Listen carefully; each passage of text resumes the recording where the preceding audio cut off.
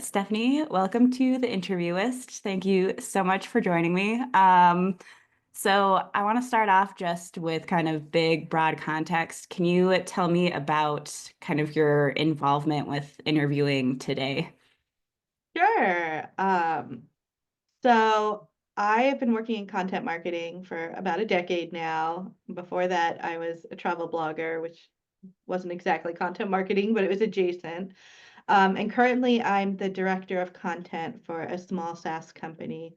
So I am a one-woman content team. I have a writer who I work with as well. So I both write content and edit and oversee a writer. So I probably do a couple of technical interviews a month, and then I like to sit in on the interviews my writer does, mostly so I can continue to learn about our product and get more context. So most of the people I talk to these days are in-house engineers, C-suite people. Occasionally, I do get to speak with a partner or do a case study interview as well. Nice. That's a good mix of in-house, like both technical SMEs and also the C-suite, but also a good amount of context shifting. Yeah, and I should mention our both of our background, how we know each other is through agency work. So I worked for several content agencies for a long time. So I did a lot of external interviewing for a huge variety of SaaS companies through that role. Got real good at the context shifting in the agency life. Um, This question I really like. If you had to describe your interviewing style or approach, how would you describe it? Probably similar to my approach to everything, which is pretty laid back. I like interviews that are conversational and open-ended. I find that's a lot more productive and also enjoyable than just going in with a set objective and a strict list of questions. Um, and I think good content has value for the reader, and it's not just, reiterating product points for the company that's producing it. So it's important during interviews to root around and find that why beneath the information and make that connection for the reader on why this actually matters to them. Yeah, totally. Do you kind of following up on that? I think like interview prep is always like a big part of interviewing. Where do you draw the line of like, I have all these questions and I want to talk about them in this way versus being laid back and kind of like finding that balance and having a good interview still? Yeah, I mean, I think it helps if you put together questions and you look at them as sort of a roadmap to the interview, as opposed to I must get answers to each of these things to complete my objectives. It's more like these are the things that would be helpful to ask, but also I'll see where things go. Yeah, I love that. I love the roadmap idea, which is an excellent segue into one thing I wanted to talk about is that your background is really unique in that you started your career as a travel writer and blogger with your blog, Why Wait to See the World. You did that for like 10 years. Is that correct? Yeah, 8 or 9 years. Yeah, Yep. a long time. So, and then you've shifted into content marketing. And I was just curious if you feel like your experience talking to so many different people to inform your own blog kind of impacted how you think you interview now or just your general view on content creation. Yeah, for sure. So, like you said, I was a travel blogger for a long time. I like to tell people I'm kind of an accidental content marketer. I didn't study marketing in school and I didn't set out to do it. I just sort of ended up here. But I think that a lot of my approach to travel blogging, which I was surprisingly successful at back in the day, really translates. And it also goes back to something I mentioned before, which is creating value for the readers. When I used to write about my travel adventures, I would always remind myself nobody really cares about me personally and the things I do. They care about it in as much as it relates to them. So either it has to be entertaining, or it has to be educational, or it has to be inspirational. And I think that's true of any piece of content you create. in any capacity is it's not about you. It's about the reader and what they need to hear or want to get out of that content. And then after I was a blogger, I actually worked for 2 years as a ghostwriter of Hmm. books. So I help CEOs and academics and others write full-length books. I wrote on a whole bunch of different subjects from the rise of AI to starting a legal cannabis Oh dispensary my gosh. to how to form a business partnership, a whole bunch of things. Um, and they were full-length books, so that's a lot of content to get out of a person. And we would usually do it over the course of 4 or 5 2-hour long interviews. Oh my gosh. So more so than travel blogging, I think that really set me up to do interviews in the context of content marketing.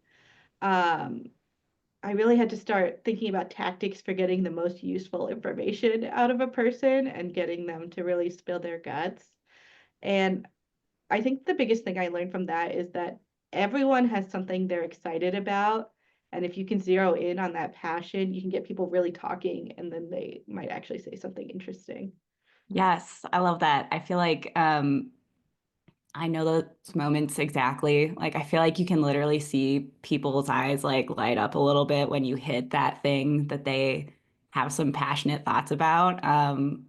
So totally agree there. I do want to ask you, I've never really talked to you about your ghostwriting career and the thought of doing several 2-hour long interviews like slightly sends chills down my spine. That sounds so long to be talking to anyone, let alone for like a work interview. So, how did you prepare for those? Like, it seems like you would have to do a lot of improvising to figure out where to dig in. Can you just kind of talk about what your process was like for so many long interviews for such a long piece of content like that?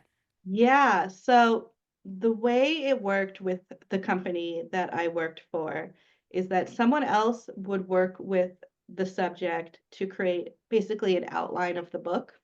Okay. And then I would use that as my roadmap for the interviews.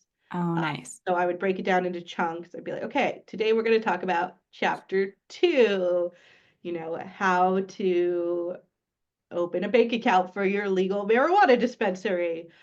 And I would have a list of questions. And then, actually, funny enough, with those books, the hardest part was keeping people to task and keeping them on subject because I think when you have to talk for that long, people will really sort of go off on tangents and ramble. So one of the biggest challenges was actually reining it back in and bringing them back to the subject at hand.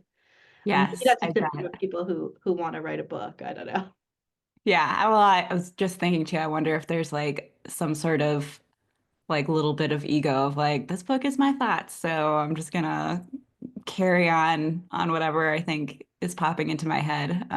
Yeah, and I think, and that's true in content marketing too, is when you are ghostwriting something, when you're doing a piece of thought leadership as opposed to a case study or a straight up interview, there is that sort of extra bit of pressure to really capture that person's thoughts and their voice. And that can be a lot harder. Do you feel like when you were doing interviewing for ghostwriting that you kind of formed a different relationship with the people you were interviewing versus, say, your in-house interviews now? Because you're spending so much time with them. Yeah, we would get really close. It was a lot of back and forth. And I would be sending them pieces of the book and getting their feedback and using that to calibrate going forward. So it was a pretty long connection. It would take several months to do these books. So you really did get to know these people very, very well. Yeah, I that's think that cool. helps with being able to capture their voice as well when you really have a sense of who someone is and their personality. Yeah, totally. And especially when you need kind of their personality to shine through an entire book versus just a few paragraphs, like you said, of a byline or something. It's really Mm. kind of you can't fake it. You've got to know what they sound like. Yeah, so I guess that was kind of a interviewing boot camp, really, that experience. Yeah, totally. Oh my gosh. I guess this kind of leads nicely into my next question. As you've mentioned, you've worked in content marketing, you've done travel, ghostwriting. You've worked in B2C, B2B, writing, editing, strategist. Now you're a director of content. Um, and I think I know the answer to this, but would you say that your approach to interviewing changes as you kind of changed industries and roles, or do you kind of take the same approach no matter what it is? Yes and no, because I think on one level, people are just people, no matter what context you're approaching them in, and talking to people is a skill that has sort of the same prerequisites no matter what. But I do think one thing that I've had to learn in B2B tech is the importance of people's job titles and roles. Mm, Knowledge in tech companies is much more segmented. So not everyone knows everything about a product or how a business works. So I think there's a lot of prep work that goes into understanding how the person you're speaking to fits into their organization and the subjects they're actually likely to know about and provide value on. There's no sense in asking a developer about business strategy for the company or asking a marketer about to explain how something really technical works. You have to really understand that person and what they are an expert on and are prepared to talk about. totally. Because I'm sure you've had this experience. I've had it where you get a more technical person, especially, and they just won't answer your question if it's not in their purview. And then you're just kind of left like, okay, well, Yeah. And I think, generally people really want to be helpful. I mean, I know you and I both have had a few interview experiences where people were not very helpful, but I think people generally want to be. mhm. So you just have to like give them that path to be helpful and make them feel like they are being helpful, and then they really open up. Yeah, totally. I love that. So one thing that I really want to talk to you about today is this idea of kind of learning interviewing and teaching interviewing. So I know you've managed and kind of coached several writers throughout your career so far. And I guess just to start, do you notice, are there any kind of trends or patterns that you notice with maybe less experienced interviewers or writers that you don't see as much in more experienced writers? Yeah, I think that confidence is the big thing. Junior interviewers are usually really nervous, and that can make them very abrupt in how they ask questions. It often feels like they are just going down a checklist of questions. And I think when an interviewer is really nervous, subjects can sense that, and it really like affects the tenor of the interview and the amount of value you're going to get out of it. Like Uh, sharks in the water. They're sensitive. exactly, exactly. I definitely noticed that a lot with inexperienced interviewers, which makes sense because they are nervous. It is a little Right. nerve-wracking to talk to someone who's an expert in something when you are not an expert in that thing. Yeah. And I think generally too, like when you're a less experienced interviewer, you're just generally earlier in your career. So in general, that confidence factor is like usually something that you're still working on. I think, especially as women, like being able to be like, yes, I'm in charge of this interview and I'm going to ask these questions and get what I want is hard to learn. Absolutely, and especially working in tech when often you're interviewing male engineers or CEOs and things like that, it can feel a bit awkward at first. I think another thing that I often find is missing in junior interviewers or in junior writers is the ability to think strategically about Mm. what is going to make that piece of content compelling. And again, it kind of goes back to, okay, I got to get these pieces of information to like fill out my piece. Check, check, check. Whereas, when you are more relaxed, you can sort of take that step back and think about, okay, that was interesting. Maybe readers would like to hear more about this versus just, this is what I've been assigned to do. Totally, totally. That leads into my next question, which is I find I have found like training others on interviewing can sometimes be difficult because so much of it happens live and like while you're conducting the interview. So Have you found any other tips or tricks or just ways of coaching around interviewing, teaching interviewing, advice for early interviewers that you share? Yeah, like I said, I think people get really nervous when in reality, an interview is literally just a conversation Right. you are recording and going to revisit later. Um, and the person you're talking to may not be used to being interviewed either. That's why it was such a treat to go on to talk to you like this because nobody ever interviews me. But I think the skills around building that rapport and making your subject comfortable, they do take some time to develop. What I like to do is have new interviewers sit in and observe on a couple calls first. So I'll Hmm. be like, I'm going to interview this person, and you're just going to watch, and you're going to Hmm. maybe take some notes and just be there as well and see how I do it.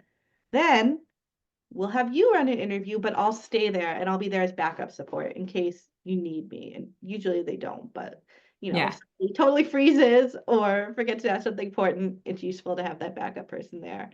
And then, after one or two of those calls, it's like, okay, I trust you. You can do this now. And almost always they can. Yeah, totally. I like that approach. I mean, it's kind of like less here are the hard technical skills, more of a confidence builder of like, okay, I'm leading it. Okay, you're leading it, but like my presence is here. So if anything happens, like you're still going to be fine. And then the like final validation stage of like, you've done this, I've seen it, you can do it moving forward. Right. And I think like that internal realization, like at the end of the day, it's just content marketing. Like it's not Right. life or death. If we forget to ask someone something or don't understand, we'll just email them and ask, right? But it feels really high stakes in the moment.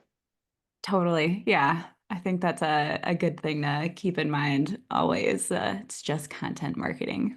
Just if I were going to get a content marketing tattoo, which I'm not, but if I were, it's just content marketing. um, I think that's an amazing tip. If you had to give any other tips, or if you had like an underrated interviewing tip that you use, what would it be? Yeah. So one thing I learned back from my ghostwriting days is to embrace awkward silences. Yes. People hate silence so much. And if you are willing to play chicken and be the person who like pauses, they will fill up that space. And oftentimes they'll spit out the most interesting things at that point. So I always tell people who are interviewing, wait a couple seconds after the person you're talking to stops talking. Don't cut them off. Don't dive into your next question. Give them a second to breathe. Maybe they have more to say. And then my last tip is always record everything. Mhm. Don't bother taking notes in real time. It's distracting. You're going to miss stuff. You can't catch everything anyways.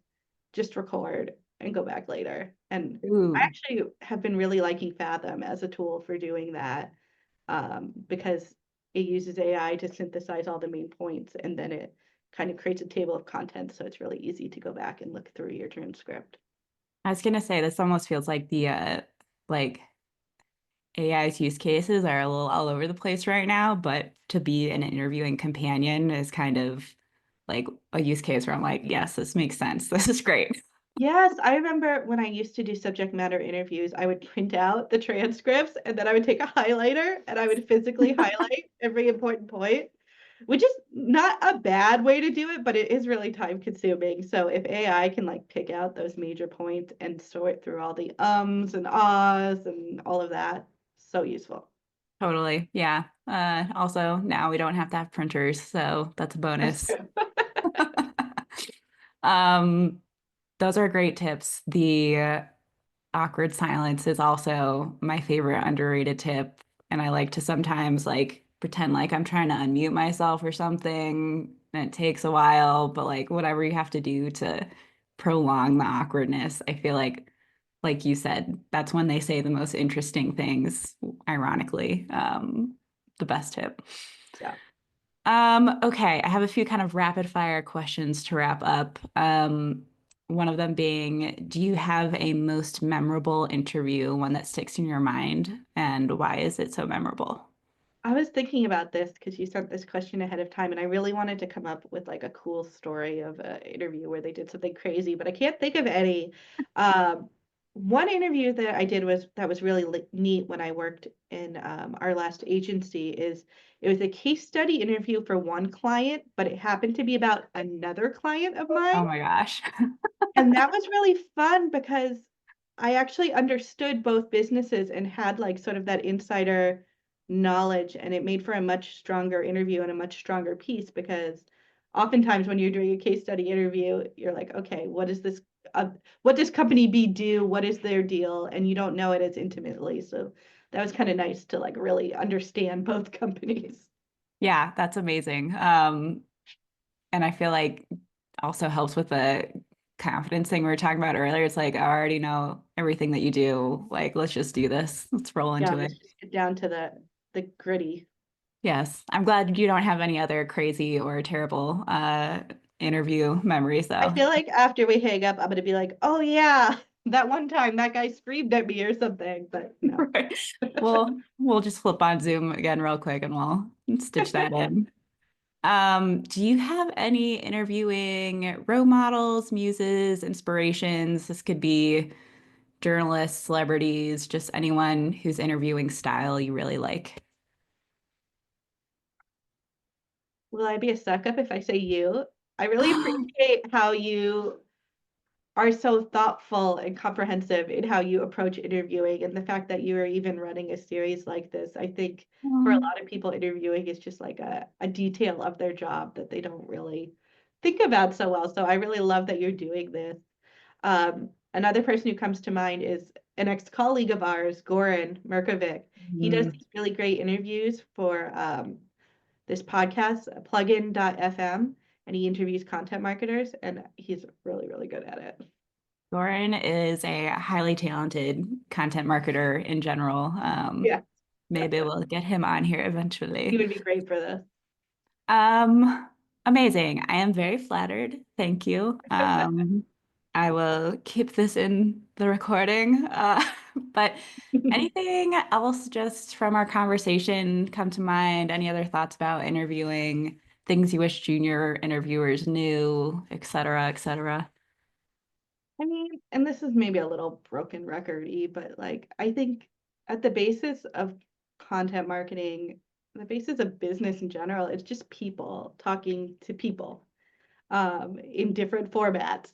So I think as long as you can remember, you're a person, the person you're interviewing is a person, the reader is a person, and we all have our specific, agendas we need to get through. But at the end of it, it's just about creating the most compelling content possible.